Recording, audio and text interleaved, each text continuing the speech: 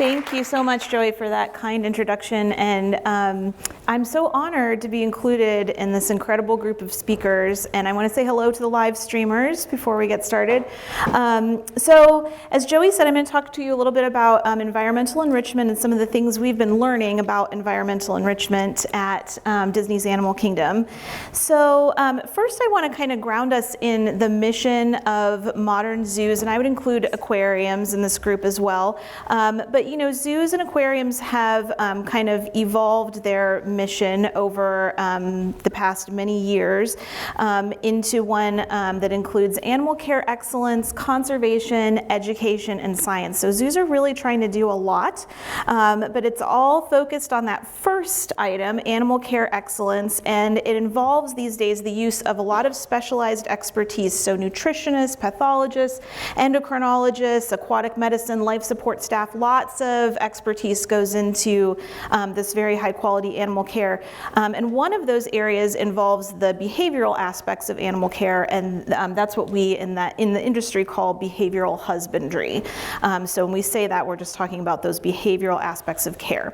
So the Disney's Animal Kingdom Behavioral Husbandry Program began about 20 years ago, and it's grown and developed in many ways over that time. And in the beginning, our staff training focus was really on the why and the what of both training and enrichment. So why are these things beneficial to animal care, and what do they look like? What do we do? Over those 2 decades, the whole animal care industry has really progressed to the point where these things are really core components of animal care across the industry, particularly AZA accredited zoos and aquariums.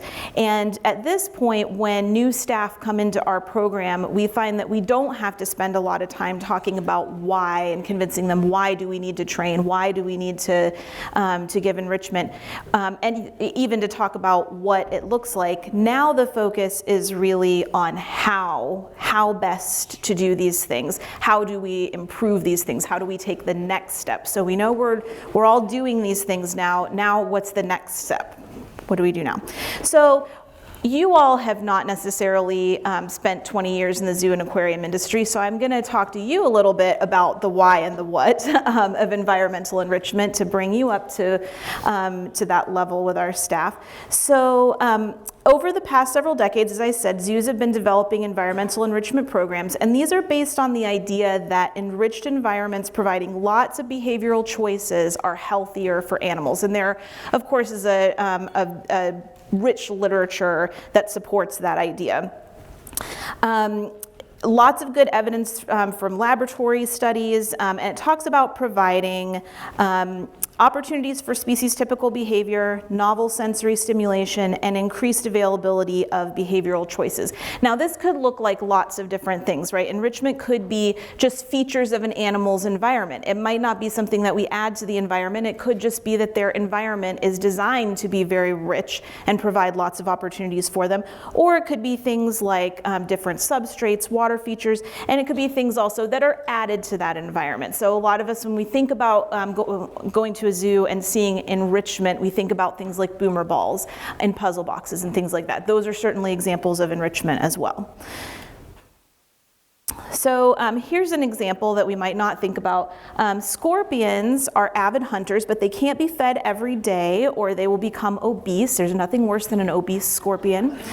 And their hunting behavior, though, can be stimulated in other ways, right? It doesn't have to be just by feeding. So our keepers discovered sort of by accident that the scorpions will stalk and ambush a fine water spray that's used to rehydrate their enclosure, so that can stimulate that behavior. Also, roses and other flowers glow under certain lights, just like some of the scorpion's favorite prey, smaller scorpions. So those are both accidental discoveries, but just different ways to stimulate those that full range of behavior from those scorpions. So in 2001, my colleagues at Disney, Jill Mellon and Marty McPhee, introduced the spider model of environmental enrichment. This model is now the basis for the enrichment portion of the AZA accreditation standards. So some version of this is very widely used across the industry, and it's basically just a model for the steps in an enrichment program. So it stands for setting goals, planning, implementing, documenting, evaluating, and readjusting. So that whole process that becomes circular, right? So after you readjust, you adjust your goals, and then you start all over again. So that full spider model. Now that original article that's cited here did actually include specific recommendations for how the DER part, the documenting, evaluating, and readjusting, should be carried out, including systematic data collection. We'll come back to that in a minute. But I want to give you just a little bit of a touch on the history of zoo animal training and enrichment. So zoos, of course, have become increasingly invested in this over the past few decades, but these techniques stem from the science of operant learning, also called behavior analysis. So Keller Breland, Marion Breland, and Bob Bailey, who we heard Susan Schneider mention as well, were early pioneers in the animal training industry. They studied operant learning with the father of behavior analysis, B.F. Skinner, and then applied what they learned in the training of over 150 different species of animals. And these early pioneers had great success with their company, Animal Behavior Enterprises, and they were influential in the adoption of animal training techniques